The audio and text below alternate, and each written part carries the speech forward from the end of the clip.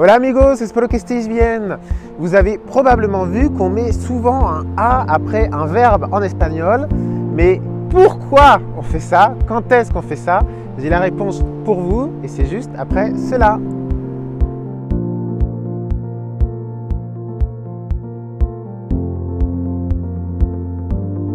Alors si ce n'est pas encore fait, je vous rappelle que vous pouvez télécharger l'e-book Objectif Espagnol dans lequel je vous donne toutes mes astuces et tous mes conseils, une quarantaine de pages pour apprendre l'espagnol rapidement. Alors juste avant de commencer, vous m'excusez, pero me pongo las gafas de sol porque tengo el sol justo aquí y me voy a quemar los ojos. Je risque un petit peu de me brûler les yeux. Entonces, primero, on met un A après un verbe en espagnol devant un COD de personne. Si devant un COD de personne, alors exemple, je regarde la chaise. Miro la silla. Je regarde quoi? La chaise c'est le COD. Miro la silla, comme en français. Par contre, je regarde la personne. Miro a la persona. La persona est un COD de personne. Entonces, on met un A juste après le verbe. Miro a la persona. D'accordo? Oui, chef! Un autre cas pendant lequel on met un A après un verbe, eh bien, lorsqu'il y a un mouvement. La main au sifflet et vers l'extérieur. Ah. Ça va, moi, les mains, chef?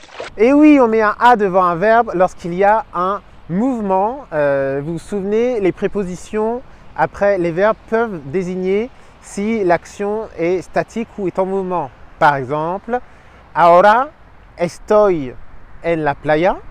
Il n'y a pas de mouvement, j'utilise la préposition en. Estoy en la playa. Par contre, s'il y a un mouvement d'un point A vers un point B, voy a la playa. D'accordo?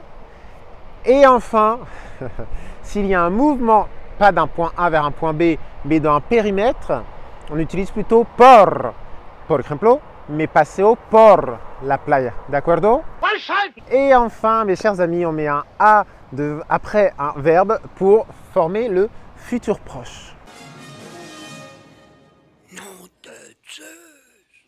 Donc dans ce cas-là, il y a également une idée de mouvement, non? Mais je vais vers le futur. Por ejemplo, en français, le futur proche, je vais manger. En espagnol, voy a comer. D'accordo? Je vais voir telle personne. Voy a ver a tal persona. Et maintenant, bouquet final, une petite phrase avec les trois types de A derrière un verbe. La phrase, la voici. Voy a ver a Maria à Barcelona. Voy a ver, futur proche, a Maria, sur des personnes, à Barcelona, movimiento, en mouvement. Ah. Et enfin, et là c'est cadeau, aujourd'hui il y a plein de cadeaux sur Espagnol Pas à Pas. Et enfin, voici quelques verbes qui s'utilisent avec la préposition a, toujours, alors que ce n'est pas le cas en français.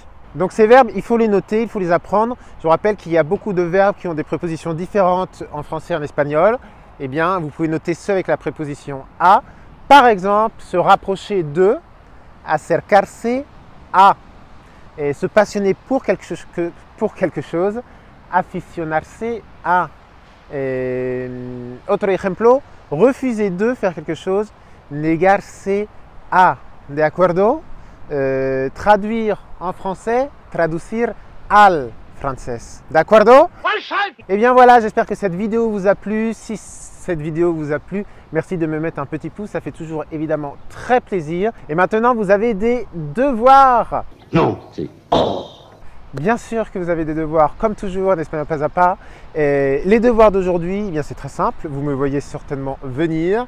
S'il vous plaît, faites-moi des phrases avec la préposition a dans l'un des cas qu'on en a vu précédemment. Et attention, pour les plus dingues d'entre vous, pour les grands malades, si vous arrivez à me faire une phrase comme j'ai fait tout à l'heure avec les trois prépositions, les trois moments où on met la préposition a après un verbe, eh bien pour moi, ce sera l'apothéose. Quand je suis content, je vomis. Et là, je suis hyper content. Muchísimas gracias por todo y ahora estoy en una playa que me encanta porque hay este tipo de edificios súper bonitos, súper exóticos. Esta playa está justo al lado de Barcelona, se llama Castelldefels y en esta playa